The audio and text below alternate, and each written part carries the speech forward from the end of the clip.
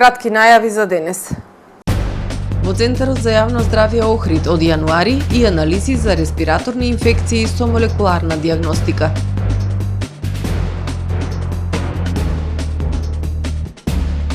Секое трето дете од регионов има некаков деформитет на рабетниот столб.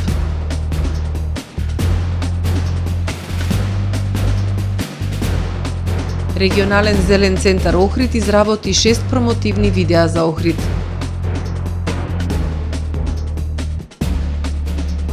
Охрид и Скопје дел од серијалот Европски престолнини на италијанскиот канал Рај 3.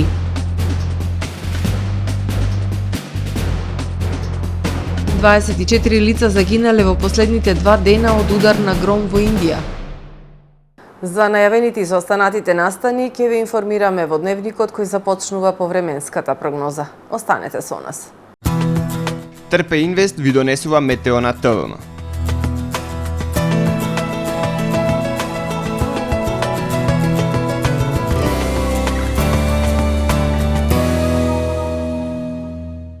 Во Охрид денес имавме претежно сончево и студено време со појава на локална облачност.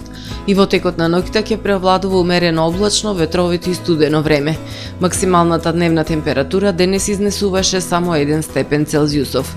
Во вторник во поголем дел од Европа врнежи од снег и студено време.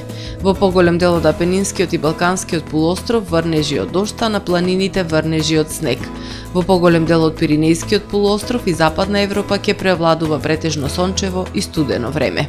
На Балканскиот полуостров утре ќе преовладува умерено облачно и нестабилно време со врнежи од дожд. Ќе биде ветровито и студено.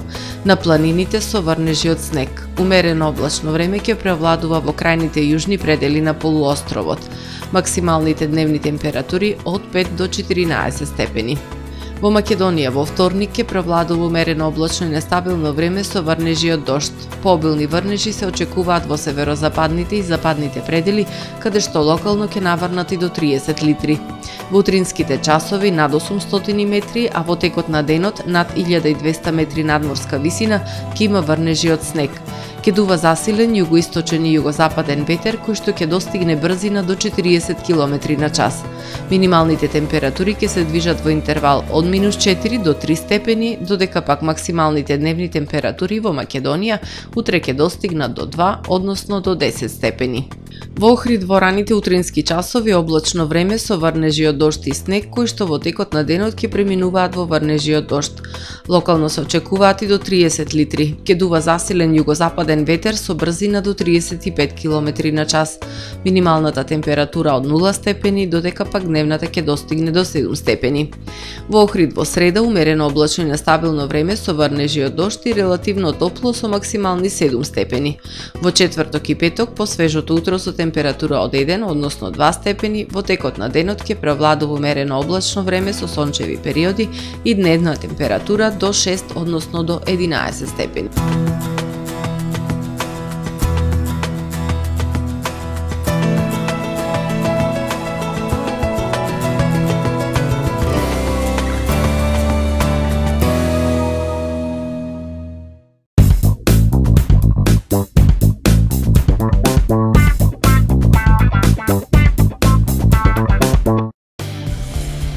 Black Friday во Максипринт со најдобрите понуди досега.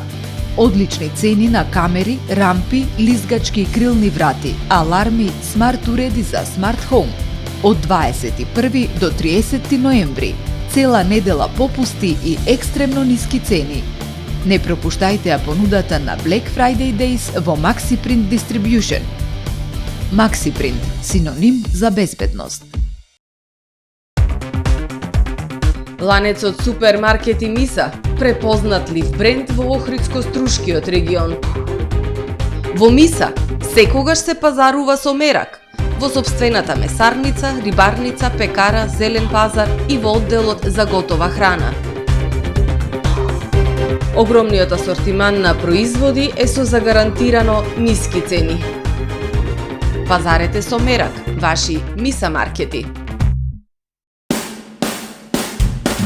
Правни субјекти, исполнете ги вашите законски обврски од областа на безбедноста и здравје при работа со наша помош. Превентива инженеринг село Оровник.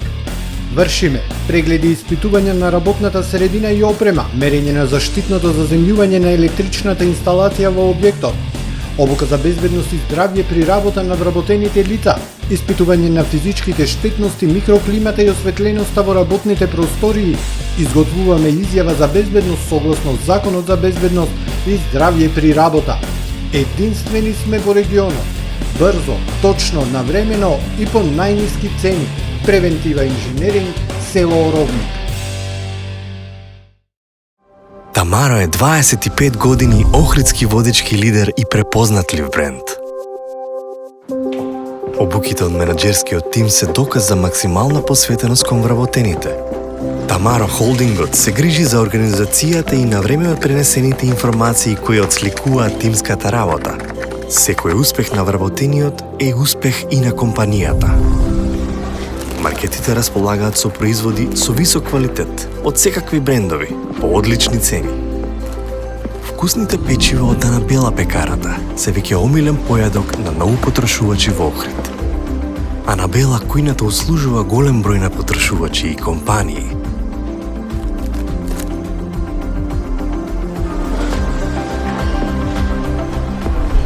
Рибарата е секогаш снабдена со најразлични видови на риба и морски плодови. А месарниците располагаат со свежо месо и месни производи во секое време. Уживајте во својот охридски домаќин. Тамаро, повеќе од маркет.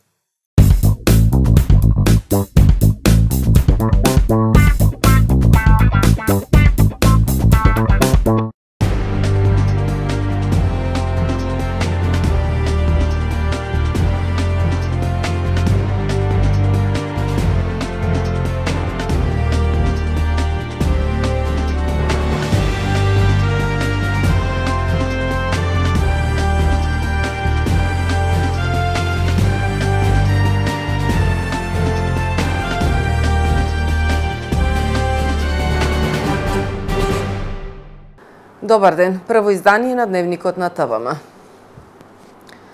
Од следната година нови анализи во Центарот за јавно здравје Охрид. Пософистицирано и побрзо утврдување на причинители на респираторни инфекции со помош на молекуларна диагностика. Паралелно со воведувањето на нови методи и осовременување на постоечката и воведување нова опрема, во Центарот неопходна е и екипираност на персоналот, за да се одговори на потребите на пациентите од поширокиот регион. Од месец јануари следната година во Центарот за јавно здравје Охрид се очекува да биде проширена листата на анализи со новата лабораториска опрема за молекуларна диагностика, со воведување на респираторен панел за анализи на респираторни инфекции. Во план сме да воведеме и респираторен панел, кој што сите оние респираторни инфекции кои што се најчести овде, особено кај децата, ќе можат да се откријат и ќе можат да се диагностицираат и понатака да се третираат од страна на педијатрите. Тоа ќе значи пософистицирано, попрецизно и побрзо утврдување на вирусите и бактериите како причинители на респираторни инфекции, вели директорот на Центарот за јавно здравје Охрид Сашо Точков. А тоа се овозможи со најсовремената апаратура и целосно автоматизиран систем за молекуларна диагностика, кој неодамна го воведе Центарот. Екипираноста е многу важна кога станува збор меѓу другото и проведување на нови методи и анализи. Во Центарот навистина фали персонал, вели директорот Точков, додавајќи дека веќе е доставено барање до Министерството за здравство и Министерството за финансии. За жал, се уште немаат позитивно одговорено за оние потреби кои што ги имаме, бидејќи кај нас по пат на пензија си отидоа голем број на кадар и лекари и медицински сестри, така да мораме тоа да го надополниме. Се надевам дека ќе имаат слух и од Министерството за здравство и од Министерството за финансии со цел да ги задоволат нашите амбиции, да во овај регион навистина овозможиме брз, лесен и професионален пристап и задоволување на потребите на пациентите. Сепак тоа е цел и на нашата институција како јавна здравствена установа и се трудиме навистина да можеме да одговориме на сите барања на нашите пациенти. Секако тоа го правиме и со поинаков амбиент во нашата установа, со воведување на нови методи и со осовременување на постоечката и воведување нова опрема. Центарот за јавно здравје Охрид со новата технологија која представува врв во дијагностиката во моментов е достапен за сите пациенти од регионот на Охрид, Струга и Кичево кои имаат потреба од лабораториска дијагностика за типизирање на ХПВ вирус и определување на кламидија трахоматис инфекции со ПСР метода.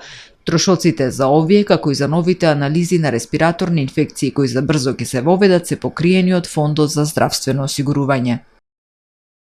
Поразителни податоци за физичкото здравје на децата. Секое трето дете има некаков деформитет, а дури 60 до 80% од младите имаат почетен стадиум на лошо држење на телото. Лекарите советуваат за навремена дијагностика и третман за болестите да не прогресираат. Секое трето дете има некаков деформитет. Поразителни се податоците на ниво на општина Охрид. Од 60 до 80% од децата имаат почетен стадиум на лошо држење на телото. 50% од децата имаат лоша поставеност на стапалата. Генерацијски забележителна и намалена моторика кај децата, што е алармантно. И родителите треба да посветат поголемо внимание, апелираат професорите по физичко и здравствено образование. Поразителни се резултатите и фактот што децата од генерација на генерација ни доаѓаат со многу слаба моторика. Така. Значи, 3 години поред водам прво одделенци и навистина секоја година доаѓаат деца со се послаба и послаба моторика. Сето тоа е резултат на се послаба физичка активност во прешколската возраст, односно во она возраст кај што детето најмногу треба да биде активно и најмногу да се движи. И реално, како што знаеме, преку самата физичка активност се развива и мозокот на детето. Современиот живот во дигиталната ера ги затвори децата на компјутери и телефони. Потребно е да се менува свеста. Родителите да внимаваат и секојдневно децата да практикуваат физичка активност. Родителот треба да е пример за детето. Ако тој практикува, например, физичка активност во текот на денот, и детето што најмала возраст ќе научи дека треба да практикуваат некаква физичка активност понатака во животот. Исто така, според мене, значи, не треба да помине ден, без разлика колкава возраст е детето, да не се извади барем на една кратка прошетка, дали возење велосипед, дали возење тротинет, тоа најмала, значи од најмала возраст, зависно активноста со возраста на детето, и тоа да се практикуваат без разлика на временските услови. Лекарите велат, најважно е навремено да се диагностицираат деформитетите, да се има редовна терапија за да се спречи прогресијата на деформитетите. За жал, како физијатар, како лекар, можам да констатирам да се надоврзам со професорките по физичко воспитување, дека и ние секојдневно, се почесто во лекарска пракса, значи среќаваме се повеќе број на случаи на деца од различна возраст кои се соочуваат со некаков проблем, со некаков деформитет на арбетниот столб. И мислам дека е многу добро да имаме и соработка, координација и со професорите по физичко воспитување, многу битно меѓу лекарите и професорите, бидејќи често пати професорите по физичко воспитување се тие кои што први го согледуваат, го научуваат тој некој проблем. Ако постои кај некој дете некаков неправилен деформитет во нарбетниот стол во текот на неговиот раст. Проблемите со физичкото здравје кај децата и младите, како и совети за третман и лекување, беа тема на дебатната емисија Прашалник, која може да се погледне на YouTube каналот на ТВМ телевизија. Сдруженијето за заштита и одржлив развој на животната средина, регионален зелен центар Охрид, изработи 6 промотивно-едукативни видеа во рамки на проектот Дигитализација и промоција на културното наследство во Охрид. Во рамки на проектот Дигитализација и промоција на културното наследство во Охрид, Сдруженијето за заштита и одржлив развој на животната средина, регионален зелен центар, изработи 6 промотивно-едукативни видеа. Во секој видео е представено културно наследство од соодветен период, почнувајќи од праисторија, антика, ран среден век, византиски период, отомански период и нов век. Видеата се направени за локалитетите Плоча Миќовград, Антички театар, средновековни цркви, Самуилова тврдина, за отоманскиот период и староградската архитектура. Оваа активност имаше за цел запознавање на јавноста за значењето на културното наследство во Охридскиот регион и зголемување на степенот на промоција на истото. По завршување на проектот, видеата е предвидено да се користат за презентација во сите основни училишта во општина Охрид според договорена агенда, со што за основите, значењето и потребата од заштита на културното наследство од Охридскиот регион би биле запознаени околу 4500 ученици од општинските основни училишта. Во текот на следните месеци предвидено е одржување на изложба, изработка на дигитална брошура за локалитетот Самуилова тврдина и изработка на QR код кој ќе се постави на информативна табла пред самиот локалитет. Проектот Дигитализација и промоција на културното наследство во Охрид се спроведува во рамки на регионалната програма за локална демократија во Западен Балкан Reload 2, која е финансирана од Европската Унија, а ја спроведува програмата за развој на Обединетите нации UNDP. Проектот Дигитализација и промоција на културното наследство во Охрид е кофинансиран од општина Охрид. Охрид и Скопје дел од серијалот Европски престолнини на италијанскиот канал Rai 3. Во соработка со Агенцијата за промоција и поддршка на туризмот во тек е информативното патување на екипа од емисијата Килиманџаро, која се прикажува на италијанскиот национален ТВ канал Rai 3. Представниците од продукцијската куќа Пандатарија филм го посетија Скопје и Охрид во рамките на серијалот Европски престолнини, а наредниве денови репортажа ќе се снима и во Маврово, информираат од Агенцијата за промоција и поддршка на туризмот. Хуманитарен настан со цел собирање финансиски средства за лекување на нашиот млад сограѓанин Петар во среда 29 ноември во Центарот за култура Григор Прличев со почеток во 19 часот. Петар има 22 години и боледува од ретка болест за која е потребна хирушка интервенција која не може да се изведе во Македонија. Поради тоа, Петар мора да се оперира во Турција и потребни се околу 50.000 евра. Хуманитарниот настан е во организација на Црвен крст Охрид со помош и поддршка на Никола Тодороски.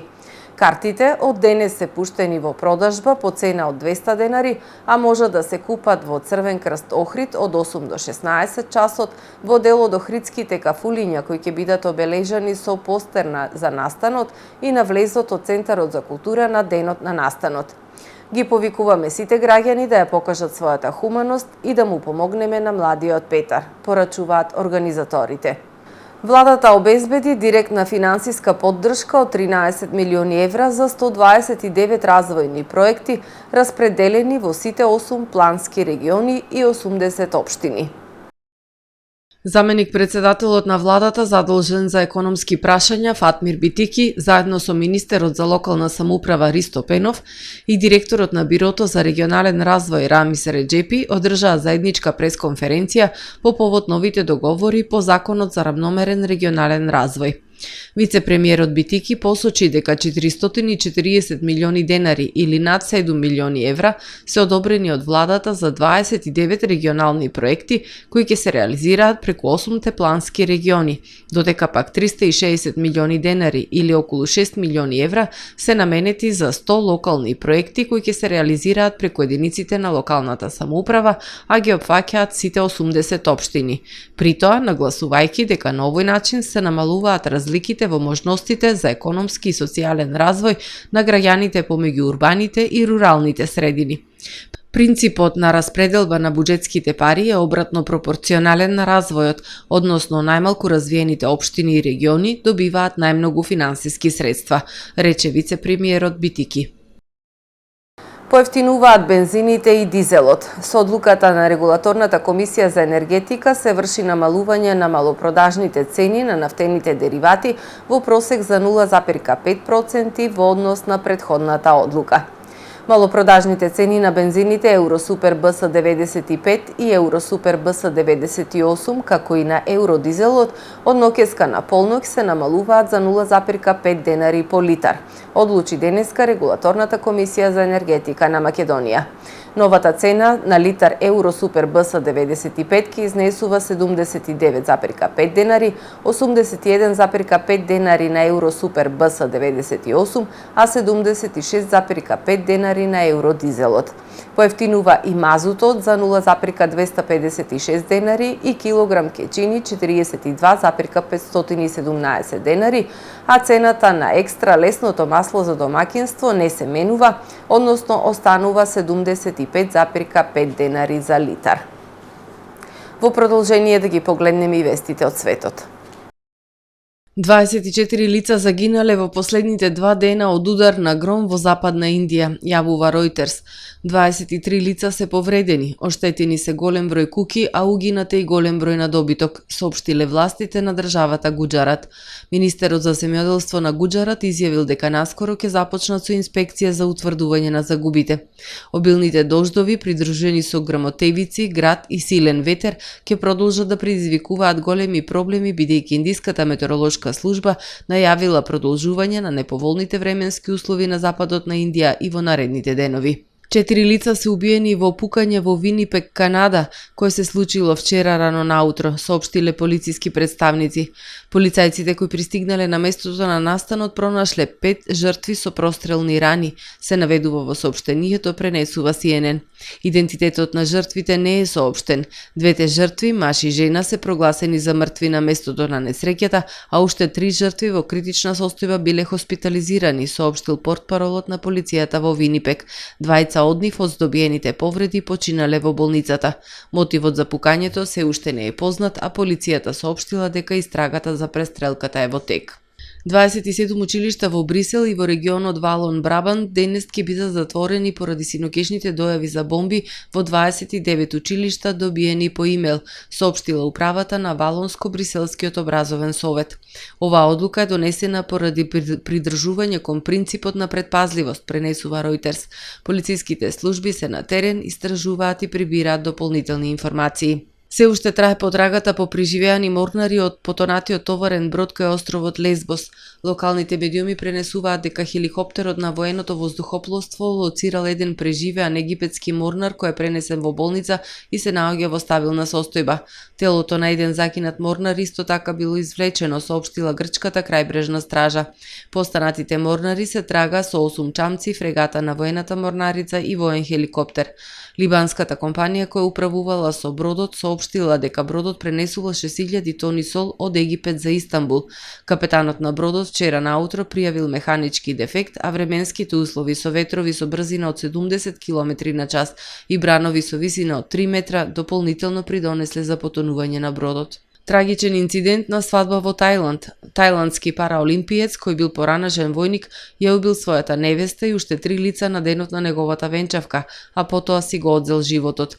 Според очевидци, младоженецот ненадејно е напуштил свадбата и се вратил со пиштол, пошто ги застрелал невестата, незината мајка и сестра, а залутани куршуми погодиле двајца гости кои итно биле пренесени во болница. Еден од нив починал. Полицијата за BBC изјавила дека се уште не е познат точниот мотив за убиствата, но дека собрале докази и случајот набрзо ќе биде затворен. Почитувани гледачи, ви благодарам на вниманието со кое не следевте. Пријатно!